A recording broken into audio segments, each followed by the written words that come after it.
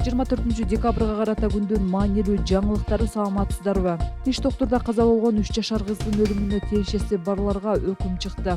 Бул тууралуу Бишкектин Октябрь райондук сотунун басма сөз кызматы 24 декабрда кабарлады. Ага ылайык стоматолог 5 жыл 6 айга кесилди. Анын үй камагындагы бөгөт жарасы өзгөртүлүп, сот залынан камакка алынды. Ал эми анестезиолог 6 жылга эркинен ажыратылды. Ал буга чейин камакта болчу. Медакадемиянын медициналык борборунун мурдагы директору 5 жыл 6 айга кесилип, 3 жылдык пробация берилди. Бөгөт жарасы эч жакка чыкпоо тил катына өзгөртүлүп, сот залынан бошотулду. Мындан тышкары стоматологдун жолдошу 5 жылга эркинен ажыратылды. Ал да буга чейин камакта болчу. Дентамакс жеке клиникасынын директору аракетинде кылмыштын курамы жок деген негизде акталды. Күнөөлүү деп табылгандар жабырлануучуларга моралдык компенсация катары 1 миллион сом, ал эми материалдык чыгым үчүн 541.745 сом төлөөгө милдеттендирилди. 3 жаштагы Алия Кубанычбекова Иса Ахунбаев атындагы медициналык академиянын стоматологиялык бөлүмүндө былтыр декабрда чарчап калганы белгилүү болгон. Анын жакындары окуяга дарыгерлерди күнөөлөп, иштин акыйкат тергелишин талап кылышкан. Милиция бул боюнча медициналык же фармацевттик кызматкер тарабынан кесиптик милдеттерди талаптагыдай эмес аткаруу беренеси менен иш козгогон.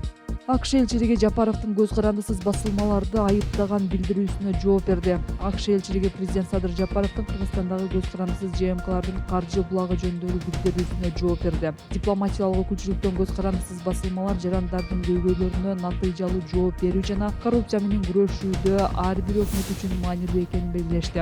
Билдирүүдө АКШ факт-чекинг, кыргыз тилдүү журналистиканы колдоо жана мыйзам бузуулар менен коррупцияны ачкан иликтөөчү журналистикага жардам берүү боюнча программаларды каржылай турганы жазылган. АКШнын Кыргызстандагы элчилиги кыргыз өкмөтү жана жергиликтүү уюмдар менен өнөктөштүк аркылуу каржылык колдоо көрсөтүп келе жатканы сыймыктанат.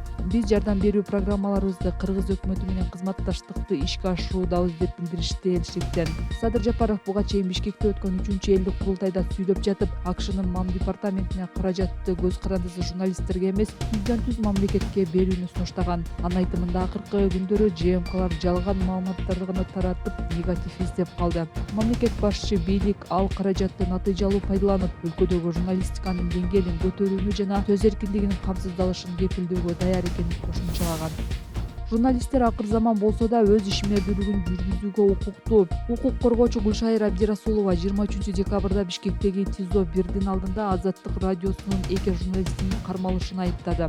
Ал Октябрь райондук ички иштер башкармалыгынын журналисттердин кармалышы митингдерге тыюу салынганы менен түшүндүргөнү туура эмес экенин билдирди. Анын айтымында соттун ал чечимин эч ким көргөн эмес. Абдирасулова журналисттердин ишине тоскоолдук кылууга, ошондой эле аларды кармап, түшүнүк каталууга эч кимдин укугу жок экенин белгиледи. Күн мурун милиция Азаттыктын кызматкерлерин Бишкектеги номер 1 тергөө абагынын жанынан алып кетишкен. Ага чейин журналисттер нааразычылык билдирип чыккан жарандардын биринен интервью алышкан. Укук коргоо кызматкерлери ЖМК өкүлдөрүнөн тартылган видеону берүүнү талап кылып, андан соң аларды милиция бөлүмүнө алып кеткен. Алар түшүнүк кат жазгандан кийин бошотулган. Бул боюнча комментарий берген Бишкек шаардык ички иштер башкармалыгы соттун чечими менен Октябрь районунун аймагында митинг жана нааразычылык акциясын өткөрүүгө тыюу салынганын билдирген. Милициянын маалыматына ылайык, буга карабастан 23 декабрда адамдар тобу ТИЗО 1-дин алдында уруксатсыз акция уюштурган. Мекемеден акция катышуучулары менен журналисттер түшүндүрүү иштерин жүргүзүү үчүн милиция бөлүмүнө жеткирилип, кийин бошотулганын кошумчалашкан.